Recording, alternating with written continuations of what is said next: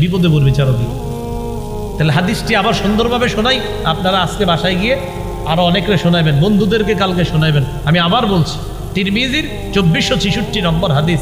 আল্লাহ বলতেছেন, ইবনা আদম, হো আদম সন্তান, তাফাররাক লিইবাদাতি, আমার ইবাদতের জন্য একটু ফারেক হও, একটু অবসর হও, যথাসাধ্য চেষ্টা করো যে আমার ইবাদত করার জন্য। কতক্ষণ আল্লাহকে আল্লাহর ইবাদত করতে বলেন? আল্লাহ কয় যদি এটা করো, আমলা সদরাকা গিনা, আমি তোমার বুকটা ঐশ্বর্যে পরিপূর্ণ করে দিব। ওয়াসুদ্দা ফাকরাক, আমি তোমার দারিদ্রতা দূর করব। আর যদি ওয়াইল্লা তাফাল, যদি না করো, মানে তুমি খালি সব পারো, আমার ইবাদতের সুযোগ না পাও। অনেক মানুষ বলবে, দেখবেন হুজুর সময় পাই না, আর কইেন না, সময় পাই না। আল্লাহ বলেন ওয়াইল্লা তাফাল, যদি তুমি আমার ইবাদত না করো, তাহলে মালাতু ইয়াদাইকা শুগলা, তোমার দুই হাত আমি ব্যস্ত করে দিব। এত ব্যস্ত করে দিব, তুমি ব্যস্ত আর ব্যস্ত থাকবা, খালি ব্যস্ত চারদিকে। বললাম আসুদ্দা ফাকরাক, তোমার যে দারিদ্রতা এটা দূর করবো না। দেখতে মনে হবে তুমি অনেক টাকার মালিক, কিন্তু তুমি টাকার পেরেশানিতে রাত্রে ঘুমাইতে পারবে না, পেরেশান হয়রান।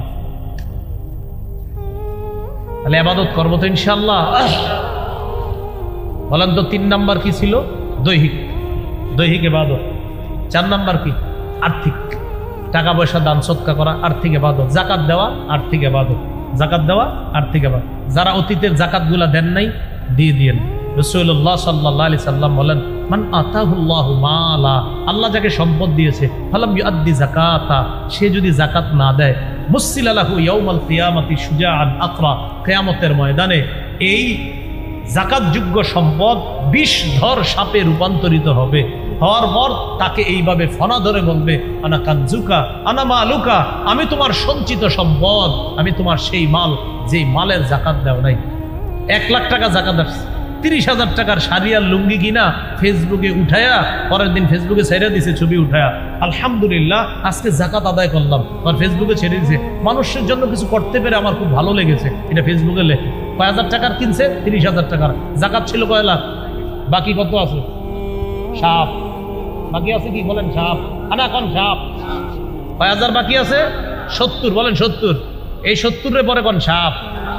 তাহলে হ্যাঁ, ছবি তুলে দিছে, আলহামদুলিল্লাহ গরিবদের জন্য কিছু করতে পেরে আমার ভালো লাগলো, আজকে আমি যাকাতটা দিয়ে দিলাম। যাকাত আসছিল কয় লাখ, দিছে কয় হাজারের, বাকি রয়েছে কয় হাজার? 70,000। এই 70,000 কি? এটা কইবেন যে সাপ, সাপ,